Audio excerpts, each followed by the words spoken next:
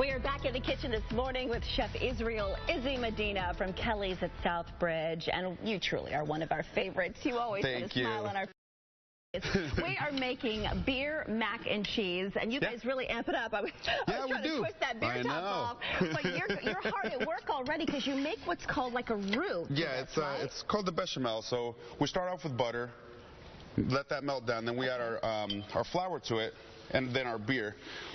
What you want to do, it'll become like a nice little paste. Nice. So it's just flour, beer, and then cream. Is there a particular beer you like to use? You know what? Anything really. I mean, it's up to your liking. Right. Yeah. It's whatever you really want. Okay, so this is going to be kind of our base for the mac and cheese. Yeah, absolutely. And what are you putting in now? And now I'm just adding the heavy cream. You can use whole milk if you want. Okay, let me just tell you, this has a lot of calories, I can imagine. Just a little bit. You know what? If you eat in moderation, just a little scoop is all you need. I know it's summertime, that's all you need. But exactly. It's so good. Exactly. So good. You don't skimp on the ingredients for sure. Definitely.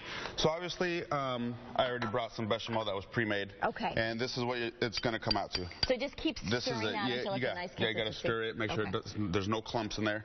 And then this is your base. This is what's going to have or hold your mac and cheese, everything together. So we can still see what you're doing. Perfect. So you put that back into the pan. Yeah. Okay. And you just let that start warming up. And meanwhile, you have all your ingredients right here. What we've done is diced up some fresh bacon, rendered it down, so meaning you just cook all the fat out of it. Okay. And now you're just stuck with all the awesome meat. You add that to that. I got some roasted poblano peppers here. We roasted those. We took the skins off and de-seeded them as well. So if you want to add that to this, that would be great. So about a quarter cup? Yeah, yeah. And obviously, if you're going to make a big batch for the family, then, you know. Right, go a little bigger. Do a little bigger, for sure. And then what is this, breadcrumbs? These are our Parmesan panko breadcrumbs that we do in-house, and that's going to be for our topping.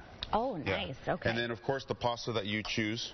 And again, mac and cheese can be whatever you want it to be. Exactly. It can be any kind of noodle It's you want such a comforting food. It is. You know, and you can have fun with it. Now, you guys have this on the menu, right? Yes. And what are your summer dishes? What are some of the other summer items that you're featuring? God, we have a lot of awesome salads. So you put that right in? Yeah, you just put everything. No, you're fine. You put all the pasta right in. Okay.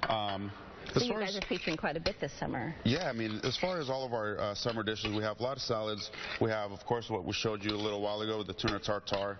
We also do another version of, we do these tuna cups, which have albacore, oil-poached albacore tuna in it and a little bit of seared ahi on top. And what I love, so much good stuff. What I love about you, Chef Izzy, is you guys do take comfort foods and foods that are traditional, but you twist them a bit. You give them your own style and your own personality. You have to have fun with it. I love that. Make everything a little different.